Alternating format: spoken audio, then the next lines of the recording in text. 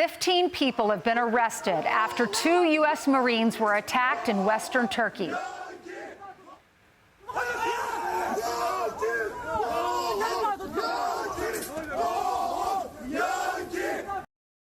Alex Hogan is live in our London bureau. Alex, that's scary. They put that plastic bag over his head. Hi, Ainsley. Really disturbing video. So the Navy says that these 2 U.S. Marines were taken to the hospital initially as a precaution, and the U.S. Embassy in Turkey is confirming that both of them are safe. But this, again, is that alarming footage that took place yesterday. Footage shows one Marine being restrained by a group of men. They're shouting, "Yankee, go home," before a bag is put over that Marine's head. You can see another Marine who's also in plain clothes. He runs in there to help. Several other U.S. service members also intervened. The governor of Izmir, this Turkish town where all of this took place, says that 15 people have been arrested. They're part of the Youth Union of Turkey. This is a small nationalist and anti-American group. The Navy confirmed that no U.S. service members were detained. Now, as far as motive for this attack, the Youth Union of Turkey gave Reuters this statement saying, quote, "U.S. soldiers who carry the blood of our soldiers and thousands of Palestinians on their hands cannot dirty our country. Every time you step foot in these lands, we will meet you the way you deserve." Now, this incident took place yesterday in the coastal city of Izmir, which is in the western part of Turkey, where the USS Wasp arrived a day ago. After the hospital, these Marines then were able to return to their ship. Brian, back to you. All right. Thanks so much. Appreciate it. All right, 29 minutes now after the hour. Let's expand on this. Let's bring in GOP Senator Markwayne Mullin. He sits on the Armed Services Committee, joins us now. That's a NATO ally, but we know Turkey, a lot of the people are hostile towards the U.S. But this was about going up for the Palestinians and our support for Israel. What is your takeaway? You know, we can't support Israel enough. Unfortunately, what you have here is a division in our country that shouldn't exist, Brian. You have a party that is openly embracing Hamas and a terrorist organization that they are, and that's the Democrat Party. And this right here is what happens when our leader in the White House shows weakness, and instead of having peace through strength, they have a peace through appeasement.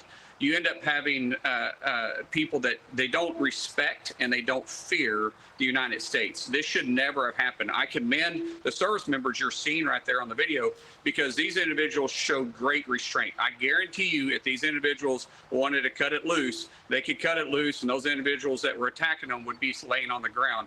You see the Marine being very calm. Even the one that ran in there didn't run in there throwing punches. He ran in there simply pushing people back. I guarantee you they had very strict orders when they left the ship to not engage. Otherwise, these individuals this would be a much different story. And so while I hate to see this, I commend those Marines for the restraint that they had, but this should have never happened if we had a tougher commander-in-chief that stood solid with Israel and believed in peace through strength. And remember, Erdogan has said he's tempted to put troops into Gaza to help out Hamas. Yeah. So you know exactly where the people stand. So let's talk about something.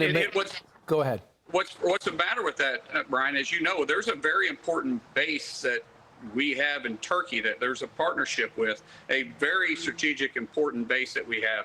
And at any given time, the disruption of that base could disrupt a lot of security measures we have in the region. So we still have to have a relationship with Erdogan and Turkey.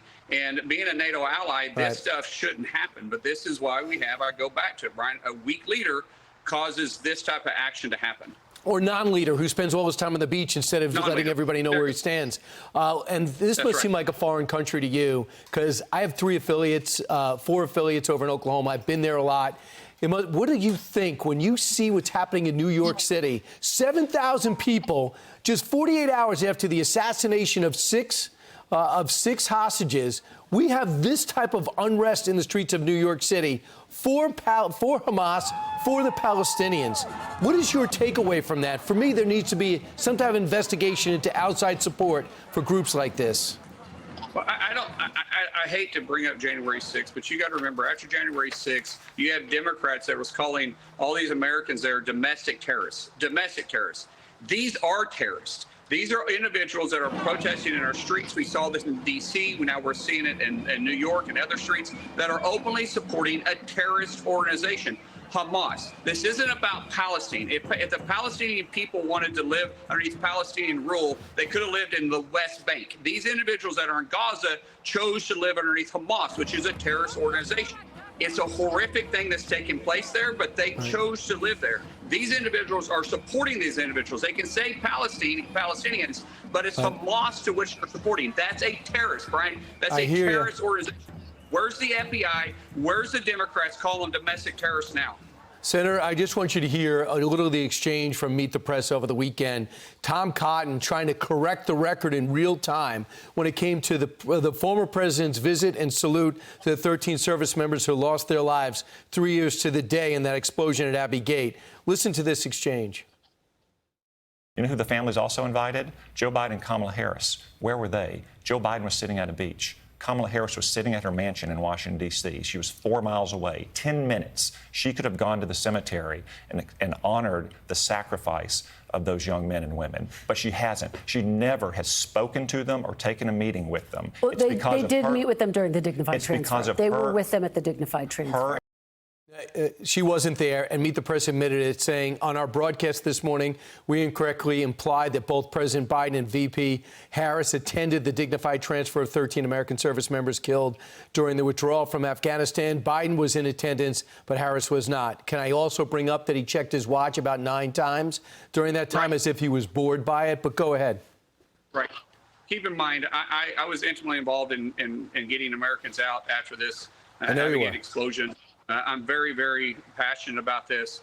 President Trump has been nothing but supportive from day one on getting Americans out. It's disgusting, but this administration knows this is such a black eye. They want nothing to do with it. They'll do everything to take news away from it. And then what's despicable and disgusting is this left-wing media covers for them constantly. Instead of praising President Trump for being there and honoring these 13 soldiers, they started making a big deal about it and a big show about it and saying how disrespectful it was. It's not disrespectful ever to honor our fallen soldiers. It's not disrespectful to keep bringing up the memories of the sacrifice that thousands of Americans paid in Afghanistan for the years that we fought there. What's despicable and disgusting is the fact that we have a president and a vice president that doesn't even want to acknowledge it because of their disastrous withdrawal, which cost thousands and thousands of people their lives, and it's still costing lives today.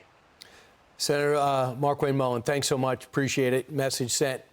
I'm Steve Doocy. I'm Brian Kilmeade. And I'm Ainsley Earhart. And click here to subscribe to the Fox News YouTube page to catch our hottest interviews and most compelling analysis.